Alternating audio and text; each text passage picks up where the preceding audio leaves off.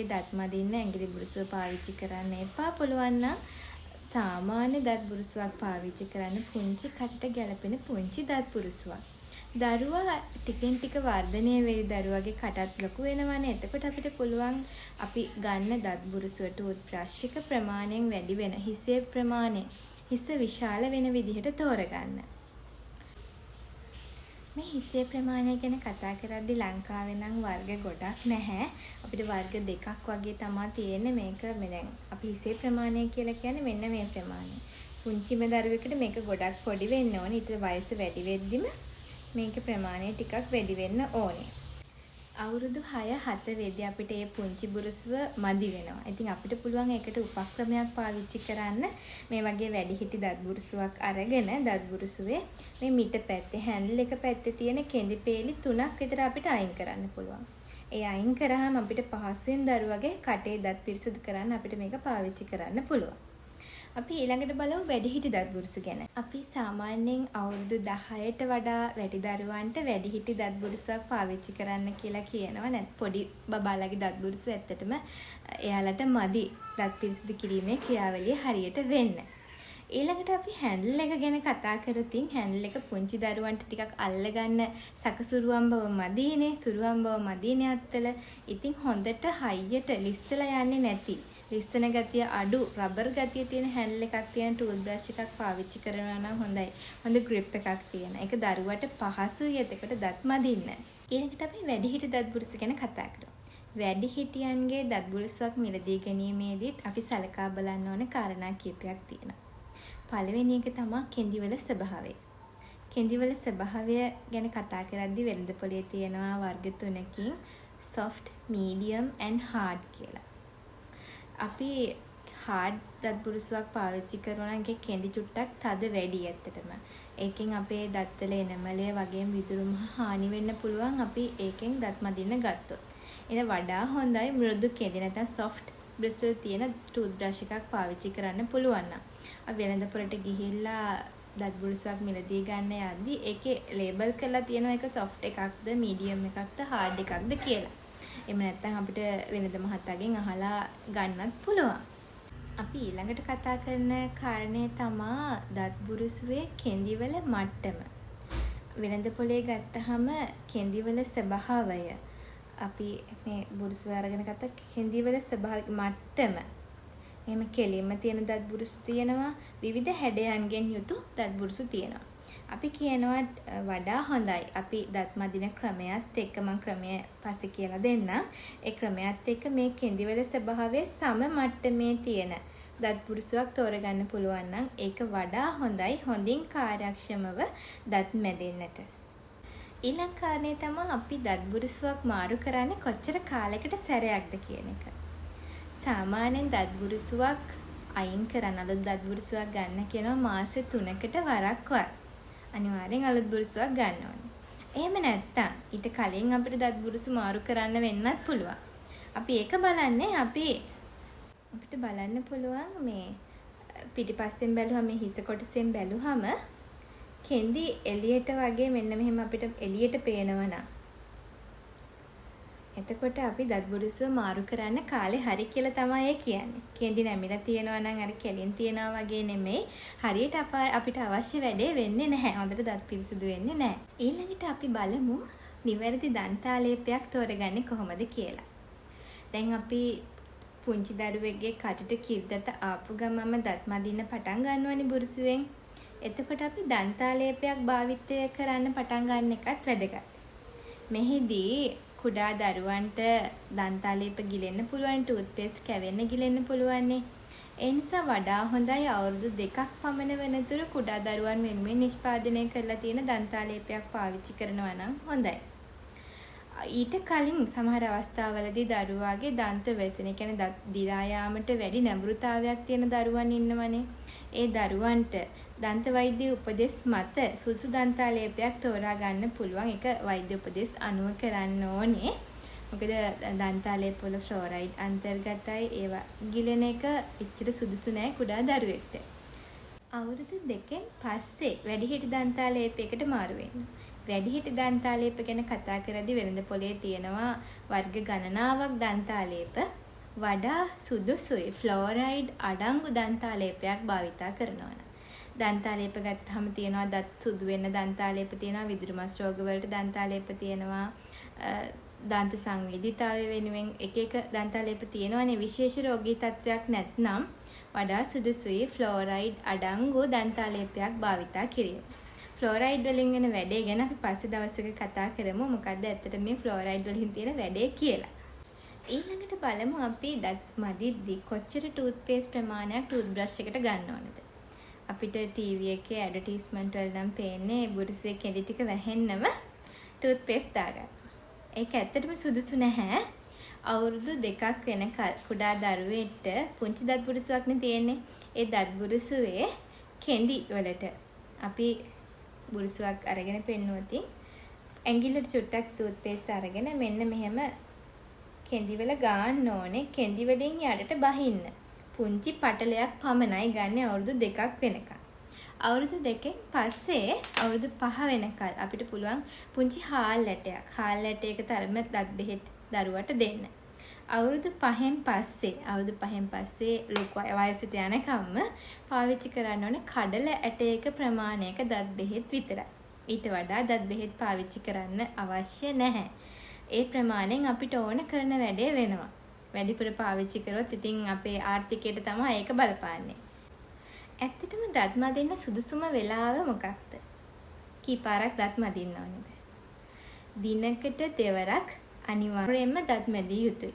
මේක උදෑසන සහ රාත්‍රී නිින්දට පෙර කරන්න ඕනේ. මෙහිදී අනික් කාරණේ තමයි ගොඩාක් වෙලා දත් මදින්න අවශ්‍ය නැහැ. අපිට හොඳින් දත් ටික පිරිසිදු වෙන්න දත් මදින්න විනාඩි 2ක් හොඳටම ප්‍රමාණවත්. අපි ඊට වඩා දත් මදින්න යනවා නම් ගොඩක් වෙලාවට වෙන්නේ අපේ දන්ත පටකවලට, පරිදන්ත පටකවලට හානි සිදුවීමක් වෙනවා. එතකොට අපේ දත්වල දීර්ඝකාලීන පැවැත්මට ඒක බලපාන්න පුළුවන් අපි ගොඩාක් වෙලා දත් මදිනවා නම්.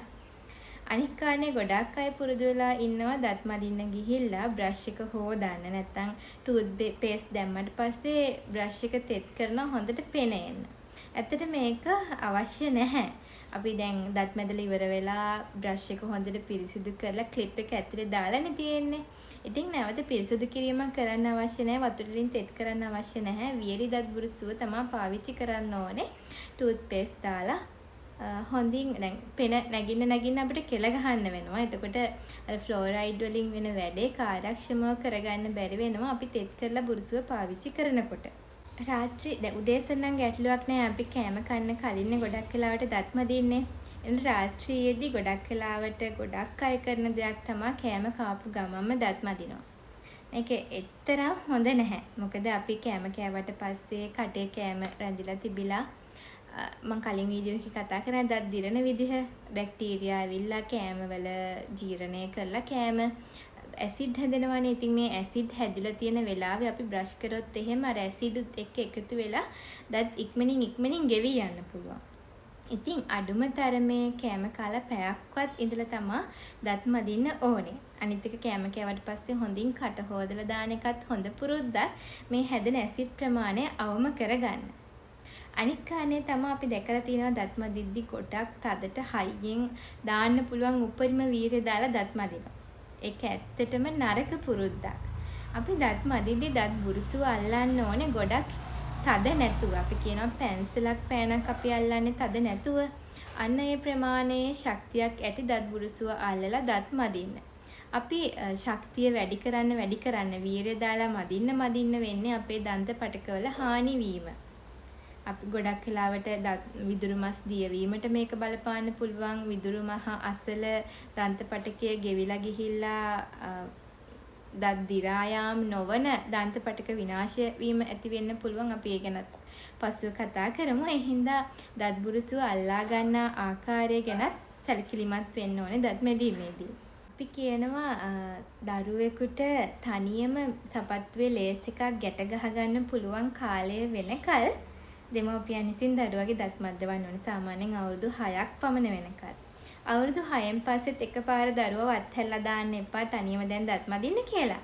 දෙමව්පියන්ගේ වැඩිහිටියන්ගේ සුපර්විෂන් එක යටතේ තමයි දරුවා දත් මදින්න ඕනේ. දරුවට තනියම තීරණ ගැනීමේ හැකියාව ඇති වෙනකල්. ඊළඟට අපි බලමු දරුවෙගේ කුඩා දරුවෙගේ දෙමව්පියන් දත් මද්දවද්දී මොකද කරන්න ඕන කියලා. ගොඩක් අම්මලා කරන දෙයක් තමයි දරුවව දැන් අපි මේ බබා කියලා හිතුවොත් බබාට ඉස්සරෙන් හිට ගන්න කියලා අම්මා බබාගේ දත් මද්දවනවා. එතකොට මේ වෙලාවට ගොඩක් වෙලාවට අම්මට බ්‍රෂ් එකේ කන්ට්‍රෝල් එක නැහැ. ඒ නිසා ඉස්සලා ගිහිල්ලා දරුවන්ගේ තොල්පටේ කම්මුලේ විදුරු මහේ කොහේ හරි බ්‍රෂ් එක ගිහින් හැප්පිලා දරුවට රිදෙන්න පුළුවන්. දරුවට දත් මදිද්දි රිදුනොත් දරුවා දත් මැදීම අකමැති කාරණයක් බවට පත් වෙනවා.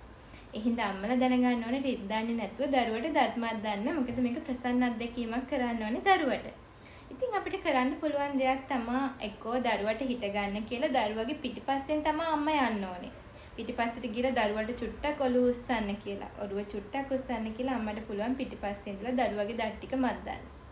අනිත් කාරණේ තමයි අම්මලාට පුළුවන් දරුවව ඔඩොක්කුවේ වාඩි කරවගන්න. වාඩි කරවගෙන එතකොට අම්මට හොඳ කන්ට්‍රෝල් එකක් පාලනයක් තියෙනවා දත් බුරුසුවේ දරුවගේ දත් ටික මද්දන්න දරුවට රිද්දන්නේ නැතුව. ඉතින් දත් මදින්න අකමැති වෙන්නේ ගොඩක් වෙලාවට දරුවෝ රිදෙන හින්දා. ඉතින් අම්මලා මේ කාරණාව දන්නවා නම් අම්මලාට පුළුවන් ලේසියෙන්ම දරුවන්ගේ දත් ටික මද්දවන්න. දැන් තමයි වීඩියෝගේ වැදගත්ම කොටස. දත් මදින්නේ කොහොමද? මම අද කියලා දෙන්න යන්නේ හරියට කොහොමද හොඳට පිරිසිදු වෙන දත් ටික මදින්න කියලා. ලොකු කටක් අරගෙන ආව ඔයාලට දත් මදින විදිය කියලා දෙන්න. දත් මදිද්දී කරන එක වැරද්දක් තමයි ගොඩක් කට්ටිය දත් මදිද්දී ඊ කියලා තමයි දත් මදින්නේ. ඔහොම කට තියෙද්දි ඔහොම තමයි දත් මදින්නේ. එතකොට උඩ ඇඳි දත් ටික මැදෙන්නෙත් බාගෙට යට ඇඳි දත් ටික මැදෙන්නෙත් බාගෙට. ඉතින් හොඳට දත් මැදෙන්න නම් කට ඇරලා උඩ ඇඳි දත් ටික වෙනමයි යට ඇඳි දත් ටික වෙනමයි බ්‍රෂ් කරන්න ඕනේ. අපි ඊළඟට බලමු කොහොමද දත් මදින්න ඕනේ මොනවද මැදෙන්න ඕනේ තැන් කියලා. අපි කට ගත්තොතින් අපේ කටේ අපි hina වෙදි පේන්නේ මේ එළියේ තියෙන දත් මේ එළියේ පැත්ත මේ එළියේ පැත්ත එක පැත්තක් දත්වල. ඊට පස්සේ තියෙන අපි කෑම හපන්නේ හපන පෘෂ්ඨයේ තියෙනවා. එතකොට පෘෂ්ඨ දෙකයි. එළියේ hina වෙද්දී අපිට පේන පැත්ත තියෙනවා කෑම හපන පැත්ත තියෙනවා. අනිත් පැත්ත තමයි යට ඇන්දේ නම් මේ දිව තියෙන ඇතුලේ පැත්ත මේ තියෙන්නේ. දිව වැඩි තියෙන පැත්ත. එතකොට එක ඇන්දක අපි යට ඇන්ද ගත්තොත් යට ඇන්දේ පැති තුනක් තියෙනවා. ඒ වගේම තමයි උඩ ඇන්දේ. අපි hina වෙද්දී පේන පැත්ත තියෙනවා. පළවෙනි පැත්ත. ඊට පස්සේ අපි කෑම කද්දි හපන උඩ පෘෂ්ඨයේ තියෙනවා. ඊළඟට අපේ තල්ල තියෙන මේ ඇතුල් පැත්ත තියෙනවා.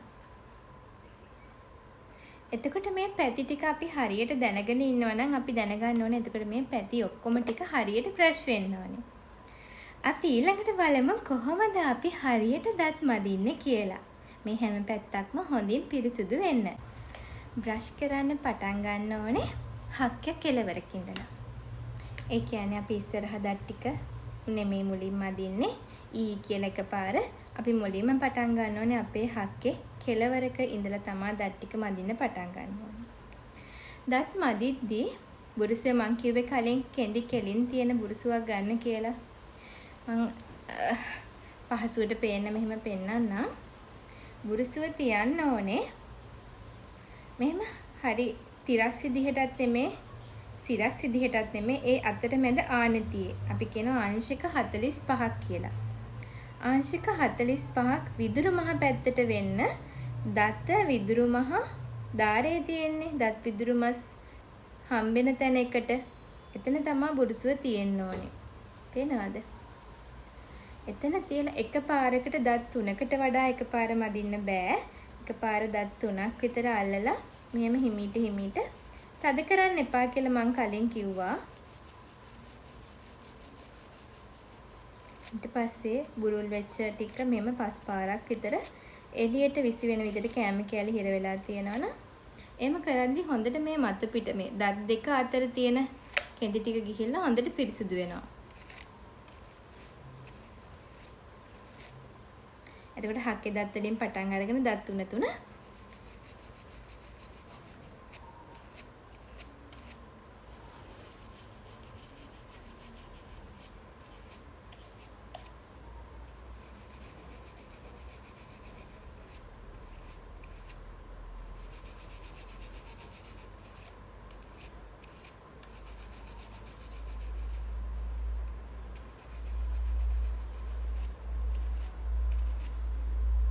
එක පැත්තක් එක මතු පිටක් අපි ඉවර කරා.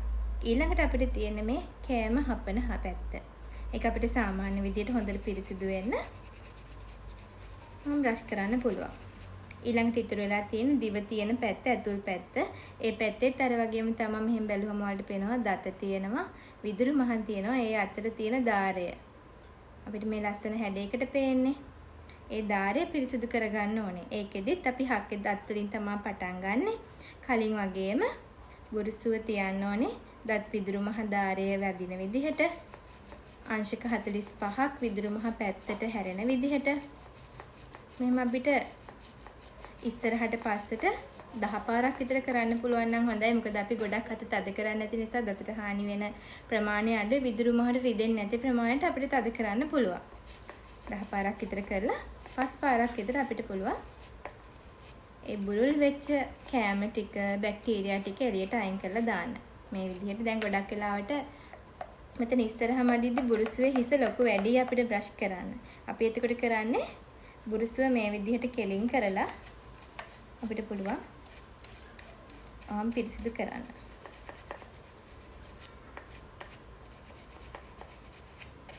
දැන් අපේ යට ඇඳ සම්පූර්ණයෙන්ම මැදිලා ඉවරයි. අපිට ආයේ කිසිම සැකයක් නැහැ. මෙතන මැදුන්නේ නැද්ද? මෙතන මැදුන්නේ නැද්ද? මම යට ඇඳේ කෙලවර මැද්දද කියලා කිසි සැකයක් නැහැ. හැමතැනම හොඳට මැදිලා තියෙන යට ඇඳේ. වෙනද බ්‍රෂ් කරලා ඉවරනාට වඩා වලට මෙහෙම බ්‍රෂ් කරලා ඉවර වෙද්දි දිවට උනත් ලොකු වෙනසක් දැනෙන පිරිසුදු ගතියක් දැනෙන. උඩ යට ඇඳ මැදලා ඉවර වුණාම ඊට අමතක කරන්න එපා උඩ ඇඳ මැද්දේ නෑ අපි තාම. ඊළඟට උඩ ඇඳත් ඒ වගේම හක්කේ දත් වලින් පටන් ගන්න ඕනේ. හක්කේ දත් වලින් අපි දැන් ඉස්සෙල්ලා යට පැත්තටනේ ආනත කරේ. දැන් විදුරු මහ තියෙන්නේ උඩ පැත්තටනේ. පේනව නේද හරියට?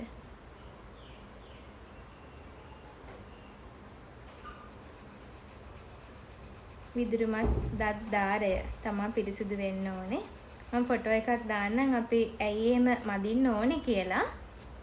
මොකද විස බීජ කෑම ගොඩක් එකතු වෙලා තියෙන්නේ මේ දතේ සුදු කෑල්ලේවත් විදුරු මහේවත් නෙමෙයි.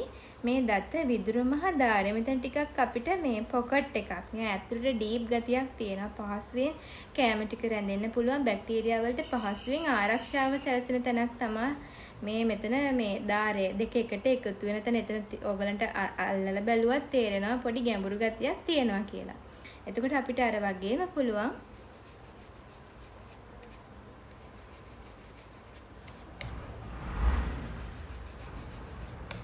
ඊට පස්සේ උඩ ඇඳෙත් තියෙනවා අපි හපන පෘෂ්ඨයේ තියෙනවා මතු පිට. ඒ වගේම ඊළඟට තියෙනවා තල්ල පැත්ත, ඇතුල් පැත්ත. ඒ පැත්තත් පේනවාට දත්ත තියෙනවා, විදුරු මහ තියෙනවා, ඒ අතර දාරය තියෙනවා. එතකොට මේ පැත්තෙත් බුරුසු අර විදිහටම තියලා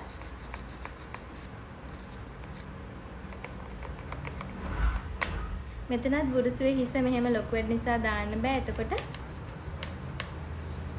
මම බ්‍රෂ් කරලා ඔහොම එළියට පිරිසිදු කරගන්න පුළුවන්. මම ඉක්මනට ඔයාලට පෙන්නන්න ඕන නිසා හැම බ්‍රෂ් කරාට හරියට මම ගොඩක් වෙලා යන්නේ නැහැ. පුරුදු නම් පළවෙනි දවසේ නම් හිත ගණන් කර කර බ්‍රෂ් කරනවා. ඒ වුණාට පුරුදු වෙද්දි කාලය යනවා දැනෙන්නේ. ඉක්මනට විනාඩි දෙකේ වැඩේ ඉවර කරන්න පුළුවන්. මෙහෙම කරන එක දත් තුනක් එකට අල්ලන්නේ. 1 2 3 4 5 6 7 8 9 10 හිතෙන් ගණන් කරලා 1 2 3 4 5 හැමතැනක්ම එතකොට උඩ ඇඳයි යට ඇඳයි දෙකම හොඳට පිරිසිදු වෙලා තියෙන්නේ. ඊළඟට බ්‍රෂ් කරන්න අමතක කරන්න එපා දිව. දිව කියන්නේ බැක්ටීරියා ගොඩාක් එකතු වෙලා තියෙන. මොකද දිවෙත් මතු පිට රළුයිනේ. උස් වීම, මිටි වීම, භූමියක් විදිහට යමා තියෙන බැක්ටීරියා කෑම කෑලි හොඳට රැඳෙනවා. මේ කෑම හොඳට රැඳිලා තියෙද්දි දිව මතු පිට එක කෝට් එකක් විදිහට සුදු පාටට සමහර අයගේ දිව මදින්න නැති අයගේ තියෙනවා. එතකොට අපිට රස දැනෙන්නේ නැහැ. ගොඩක් කට්ටිය කම්ප්ලේන්ට් කරන අම්මගේ කෑම දැන් රස නැහැ ඉස්සර වගේ කියලා. ගොඩක් වෙලාවට රස දැනෙන රස අංකුර මේ කෝට් එකෙන් වැහිලා තියෙන. හින්දා දිව මදින්න ඕනේ අපිට කන කෑම වල රසත් හොඳට දැනෙන්න. ගොඩක් වෙලාවට අපි අර කියලා දත් මදිද්දී අර දත් හරියට පිරිසිදු වෙන්නේ නැති නිසා දන්ත රෝග, පරිදන්ත රෝග නැත්නම් විදුරු මස් රෝග ගොඩක් දකින්න පුළුවන් ඒ අයගේ. මම ෆොටෝ එකක් දාන්නම්. අපි විස බීජ කට එකතු වෙලා අපි ප්ලාක් කියලා කියනවා. ඒවා එකතු වෙලා තියෙන ඒවා අපිට පාට කරලා පෙන්වන්න පුළුවන්. ඒ පාට කරලා පෙන්නද්දී ඒවා එකතු වෙලා තියෙන්නේ දතේ සුදු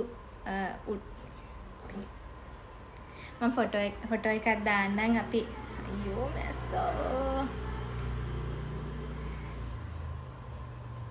අපිට පුළුවන් රෝගියෙක් ආවම එයාලගේ ඒ ප්ලාක් කියලා කියන ඒ කටේ කෑම කෙල බැක්ටීරියා එකට එකතු වෙලා හැදෙන අර අපි එහෙම දත සූරලා ගත්තාම සමහරවිට අපේ නියපොත්තට එන්නේ සුදු පාටට. අන්න ඒක අපි කියන ප්ලාක් කියලා. ඒ ප්ලාක් එක එකතු වෙලා තියෙන්නේ ගොඩක් වෙලාවට මේ සුදු කෑල්ලේවත් විදුරු මහේවත් කොහෙවත් නෙමෙයි. මේ දත විදුරු මහ ධාරයේ තමයි තියෙන්නේ. ඒක අපිට ස්ටේන් කරලා දැන් පාට කරලා පෙන්වන්න පුළුවන්. මම මේ ෆොටෝ එකක් දාන්න. අන්න ඒ හේතුව නිසා තමයි අපි මේ ක්‍රමයට දත් මදින්නේ. එතකොට මේ ප්ලාක් එකතු වෙලා තියෙන තැන හොඳට පිරිසිදු වෙනවා. එතකොට කට වෙනදා දත් මදිනවට වඩා කියලා දත් මදිනවට වඩා හොඳ පිරිසිදු කටක් එක්ක ලස්සනට hina වෙන්න පුළුවන්. හොඳට දත් මැදලා කොන්ෆිඩන්ස් ඇතුව විශ්වාසනීය විදිහට hina වෙන්න පුළුවන්.